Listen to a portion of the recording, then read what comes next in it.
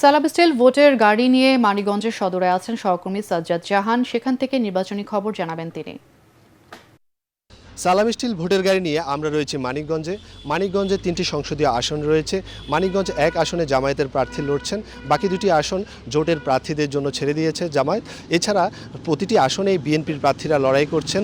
আগে ভোটারদের দ্বারে দ্বারে যাচ্ছেন, তারা আশ্বস্ত করছেন নির্বাচিত হলে এলাকায় যে সমস্যাগুলো রয়েছে, বিশেষ করে নদী ভাঙন, এছাড়া কর্মসংস্থানের যে সমস্যা রয়েছে এগুলো, এবং কি মাদক সন্ত্রাসের যে সমস্যাগুলো রয়েছে এগুলো নিরসনে তারা দায়িত্বশীল ভূমিকা পালন করবেন। ভূমিকম্প সহনীয় মোস্ট ডিউরেবল দেশের প্রথম থার্মেক্স রড সালাম স্টিল বোঝে ডিউরেবিলিটি। সালাম স্টিল মোস্ট ডিউরেবল স্টিল। ভোটাররা বলছেন এই এলাকাটি নদীবেষ্টিত হওয়ার কারণে ভাঙনের সমস্যায় পড়তে হয় তারা প্রত্যাশা করছেন যারা নির্বাচিত হবেন তারা রাস্তাঘাটের উন্নয়ন সহ এলাকার সার্বিক উন্নয়নে একটি দায়িত্বশীল ভূমিকা পালন করবেন।